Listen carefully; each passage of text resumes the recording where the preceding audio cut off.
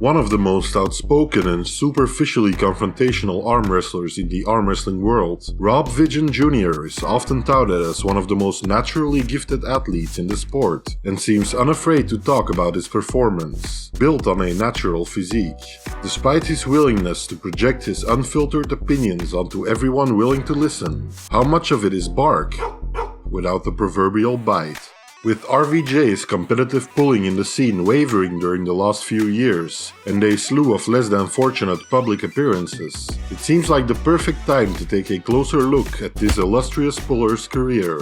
I am the Arm Historian, and today I'll be your tour guide as we explore the rise and fall of Vigeant Junior.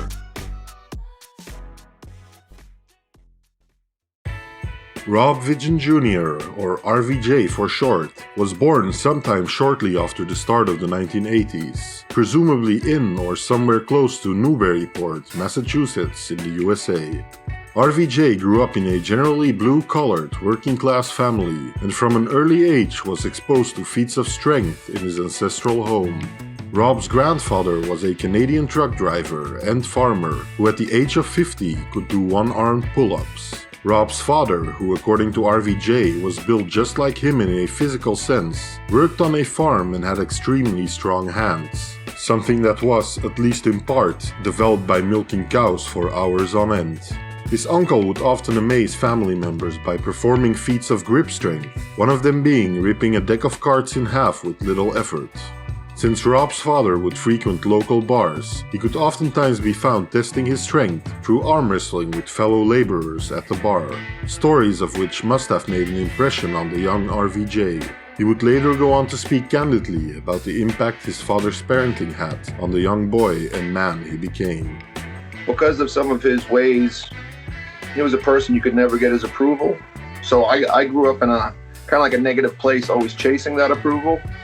So for me, it works better that I don't know if I ever got it from him. Like he'll tell his friends and whatnot. I don't know if I ever got any like approval or round of applause or anything like that. So it kept me always in the chase. So what other people would be happy with was my starting ground for like almost like disgust and annoyance. Like, oh, I got here, but look at all this over here that I could get, you know? So it always kept me in that.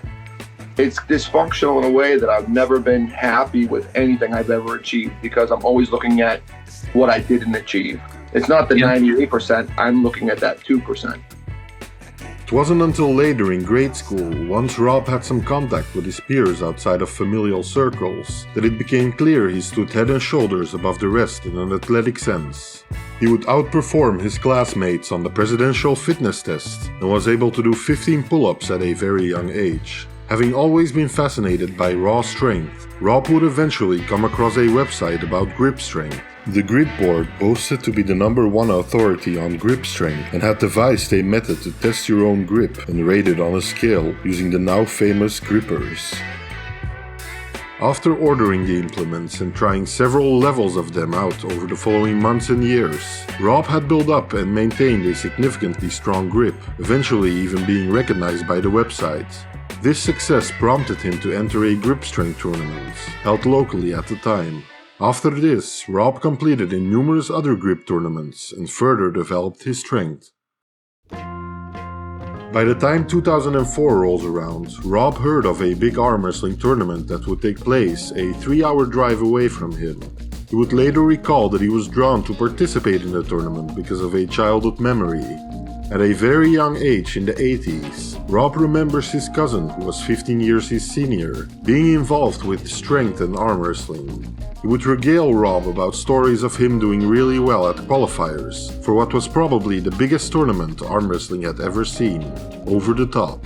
All these years later, Rob figured he would try his own hand at arm wrestling, seeing as he had always excelled at the casual variation of the sport. Wanting to test his strength, Rob made the 3-hour drive over to the tournament he had heard of. It was to take place in August of 2004 in Vermont, New England. Arriving there, to his surprise, he quickly noticed most competitors were wearing t-shirts with assorted emblems, each representing the arm wrestling club they were a member of. For his first ever opponent in an official tournament, he faced a by then pretty seasoned arm wrestler, Eric Roussin. Rob and Eric ended up having a long, hard-fought hook match in the very first round, but Rob eventually came back to beat Eric in the finals. I spoke with Mr. Roussin about his experience pulling RVJ, and he recalls being surprised at the time, because it was the first time he had lost to a complete unknown in the sport at a competitive level. Rob took first place that day and seemed to be immediately hooked on the sport of arm wrestling. From that day on, he lost interest completely in grip training and decided to focus solely on arm wrestling. Rob would later go on to explain that the thing that attracted him the most about arm wrestling is that you would actually have to face off against ever-changing opponents, which is in stark contrast to the constant battle with numbers as they pertain to your lifts in grip sports. Rob would go on to compete in several local tournaments before, half a year on, he would find himself competing in Vermont yet again. This time though, things didn't work out quite the same way, as RVJ found himself losing to Eric Roussin across both hands and 2 separate weight classes. Maybe these were some of the pivotal losses that would inspire Rob to do better in the future, as he would never lose to Eric again, and over the next several years, would consistently place high in his weight category in any tournament he entered. During the following years, RVJ would accrue several national titles, and in 2008 would, perhaps more impressively, win his weight class in one of the most prestigious and competitive tournaments of the time in North America. Ruler of the Nation was a tournament that lasted for 3 years and was organized by Gary Roberts, best known today for having filmed and archived a slew of matches from the 90s and 2000s with Arm TV. In the second edition of Ruler of the Nation in 2008, Rob would go on to dominate the middleweight division on the right hand, beating such notables as Chad Silvers and Eric Wolf, amongst others. During the following edition of the Grand Tournament, he would once again go on to do quite well, this time placing 3rd in the heavyweight class with the left hand. He would also feature as part of a best 3 out of 5 challenge match versus Sylvain Perron, a match which Rob lost 1-3, but in which he was then seen to be a giant underdog, making the relatively close result quite impressive. Also in 2008, Rob garnered a significant win in the overalls of the Nevada State Championships versus the GOAT himself, John Brezink. Even though John seems to have given some rope to RVJ at times during the match, it was clear that by then he was able to compete in the upper echelons of the sport, and even do well on a good day. Perhaps in part due to personal issues plaguing him off the table, Rob, now being in his late 20s, early 30s, was experiencing frequent health issues. He sometimes felt sudden onsets of having difficulty breathing, pressure on his chest, and a feeling of the walls closing in on him. Because he figured these symptoms were probably caused by some issue with his heart, as they would often manifest when he was training or producing a significant effort, RVJ decided to take a step back from training and focus more on his health. It wasn't until a significant time later, when these episodes would be characterized as severe panic attacks, that Rob would come to terms with the true nature of them. One such major episode happened as RVJ was traveling to one of the biggest arm wrestling opportunities of his career up until then. Neil Pickup, notorious arm wrestling and strongman commentator and tournament organizer, first took notice of RVJ after his stellar performance at the Ruler of the Nation. They had gone out after the tournament for drinks, something that incidentally had become one of Rob's favorite pastimes, and had hit it off. Rob would later confess to using alcohol as a means of falling asleep, as the young athlete was by now having issues with panic-related attacks more often. Neil thought of Rob as a perfect candidate for his tournament, Arm Wars, and invited him to pull multiple WAF and Brazilian national champion, Marcio Barbosa. On the flight to Las Vegas, where the match was to take place, RVJ experienced a massive onset of panic, much to the surprise and ultimate dismay of the airplane crew and passengers. So I'm sitting there freaking out. Now I got myself like, you're dead, I can't breathe, something's in my throat, I'm choking. This guy looks at me next to me, he's like, are you okay? I said, no, I'm not, get out of my way. He's like, what? I said, get out of my way. I get up, I go walking down the aisle. The lady's like, sir, you gotta sit down. I'm like, no, I start walking to the cabin. I want to get the water out of the cooler. I'm like, I need water. I'm choking. People are throwing crackers in the air. They think I'm taking over the plane. People are screaming. They thought I was taking over the plane, and I'm walking like a zombie. And the nurse, I'm like, I just need a cup of water. I'm choking. She gave me a couple of waters. I drank them. They sent me back to seat. People, if there was an air marshal on, I would have got shot. She's like, you need to go. After arriving in Vegas and getting in a taxi, he decided to go to the emergency room to get checked out. He subsequently received a clean bill of health and decided to go through with the super match. Despite these events taking place shortly before the match with Marcio, RVJ pulled out an unexpected draw, going 3-3 against a heavyweight champion. The super match started out heavily in Marcio's favor as he quickly surged Rob to the pad. Rob, seemingly still somewhat frazzled, manages to somewhat drain Marcio as he goes on to win 3 drawn-out rounds in a row in the latter half of the match. This despite Marcio being given considerable leeway as far as elbow fouls goes. It was clear that by this time, more than ever, Rob's mental acuity on the day of the match made a huge difference in his performance. After multiple years of semi-inactivity due to nursing a shoulder injury back to health, and perhaps also due to being unable to drive a car thanks to some youthful delinquency, RVJ was made aware of the existence of Wall. If you want to get the full lowdown on the World Arm Wrestling League, I suggest you watch a previous video of mine on the topic. Within the Wall tournament area, Rob decided to try his hand at competing once again. He quickly qualified for the 2015 championship events and seemed to show up in good physical condition. His pulling style, like before, was by now characterized by a relatively slow hit, followed by obtaining hand control and surging through his opponent's arm, often finishing with a top roll. In the finals of the 2015 Wall event, however, Rob would face one of his most formidable opponents, in Toddzilla. In the past, when Todd Hutchings would be active on the circuit, RVJ would often end up on the losing side. Although exceptions to this have certainly taken place, it's safe to say that by this time, a rivalry had been brewing between the two middleweights. During the first round of the championship match, RVJ tries pronating through the hand of Todd, but is quickly stopped in his tracks and driven to the side in true Toddzilla fashion.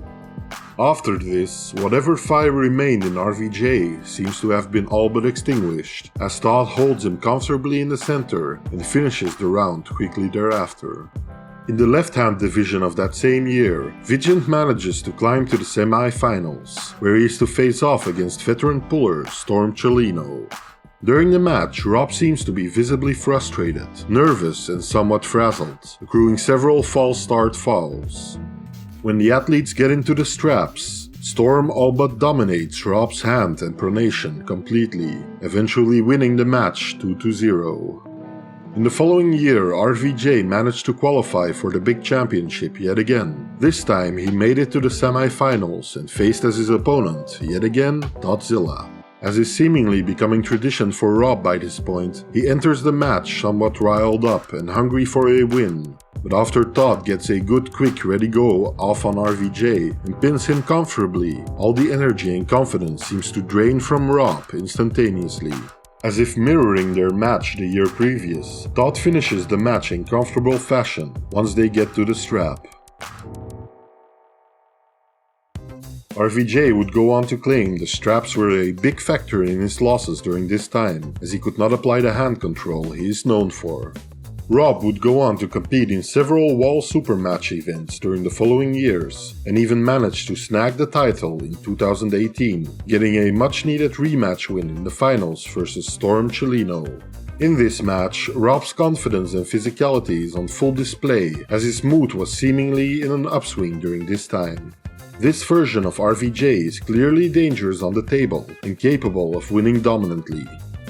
With Wall seemingly dissipating out of nowhere and the imminent arrival of a global pandemic, RVJ's presence on the table seemed to waver significantly. Perhaps by being granted more free time because of being homebound by the spread of COVID, RVJ decided to increase his online presence and became involved with several social media. Notorious puller Michael Todd was by this time traveling around the USA, creating content and occasionally arm wrestling real opponents. One of his stops seems to have been RVJ, as they geared up to face each other in a friendly training session. Presumably much to Michael's surprise and dismay, Rob appeared to be inebriated and was all but gracious on the table, deciding to not hold back at all. The friendly sparring quickly turned into a vicious match, perhaps perfectly exemplifying the somewhat fragile egos of both pullers involved.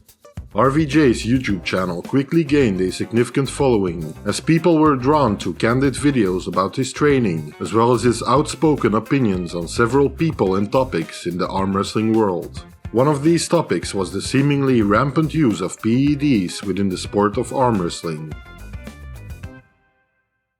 Rob claimed the playing field was far from level and that he would dominate even more if everyone was as natural as he claims to be. From this point on, he would be unafraid to use this topic as a reason to validate bad match results, as well as a stipulation or tool to cancel or refuse potential matches. Perhaps partly because of Rob's growing presence and relevance on social media, he got offered to appear again in Neil Pickup's Armwar series. This time the athlete would engage in a super match with the lethally compact Sasho Andreev in the Armwar's reality check. The match turned out to be quite one-sided, with an efficient and calm Sasho finishing Rob in a dominating fashion. Rob appeared mostly depleted and somewhat submissive during the setup. Once again, RVJ turned to social media to vent about his recent loss and other arm wrestling related philosophies of his. With outspoken opinions on controversial topics, delivered in a typical Rob fashion, comes a lot of critique from other people present in the online space. Rob's seeming inability to ignore comments and video replies from other creators led to somewhat of an online feud between him and Ryan Blue Bowen. This online arguing between the two would eventually lead to a possible super match being discussed. After a lot of back and forth between Bowen and Vigeant, a period where the match was cancelled several times over, it seemed the stars would finally align. King of the Table decided to pick the match up and an agreement was reached. The match between the two pullers would take place at King of the Table 3 in August of 2022. Some months before the match was to take place though, the deal seems to have fallen through, with the brunt of the responsibility being on RVJ's shoulders according to the online zeitgeist. Recently, RVJ seems to have started his own pastry business, which appears to be doing really well. Having gained some more financial stability, and perhaps because of performing less physically taxing work, it would seem like the perfect time for Rob to get back into the arm wrestling fold. The way in which he approached this seeming re-entry though involved old habits. Although some YouTube channels already jumped on the opportunity to showcase another drunken, hate-fueled RVJ meltdown, I do think it's worth noting that this is much more a pattern of behavior rather than a standout performance. Even though the end result might be considered entertaining and largely in good fun, the underpinning issues at play might be less funny, if not slightly tragic. In a recent episode of The Fix, RVJ joined the call late into the show. At this point, Devin Lerat and Leonidas Arcona had been on the call too and seemed in good spirits. Rob, almost assuredly spurred on somewhat by alcohol, started calling out Devin and Leonidas. After some back and forth between mainly Devin and RVJ, Devin leaves the call. RVJ, however, continues his tirade, with a somewhat stupefied and incredulous Neil Pickup, Paul Lynn and Doug Ehrlich looking on. I'll pull him and I'll let him get in a spot and I'll detach his little shitty ass YouTube, Facebook, TikTok bicep right off his body. Watch, fat. Oh, easy, lad, easy, homie. After this, Neil finally decides to end the call, and with that, one of the most eventful episodes of The Fix ever. With his appearance came a reinvigorated attention from the community at large towards RVJ. If this will yield an actual match coming to fruition remains to be seen. Despite his public faux pas, occasional outbursts and self-admitted insecurities, I can't help but hope RVJ does not become a poster child for wasted potential in the arm wrestling world, as the talent, strength and even technique to be one of the greats are certainly present. Ultimately, I do truly believe RVJ possesses a great natural affinity for the sport, and given the right circumstances, could be a real contender in the elite arm wrestling scene in his weight class. Whether or not that will ever happen again remains to be seen, and seems to largely depend on Rob not getting in his own way. Showing a good amount of volatility and perhaps even some emotional instability at times is certainly not inhuman, but can ultimately have a real and sometimes negative impact on this athlete's career and performance. My hopes lay mainly with Rob, If and when he decides to take the sport seriously again and pull his act together, I will be the first in line to cheer this entertaining puller on. Thank you for watching the rise and fall of Rob Vigeant Jr. If you liked the video, please consider subscribing and liking, and be sure to share your thoughts on RVJ in the comments below. Arm Historian, out.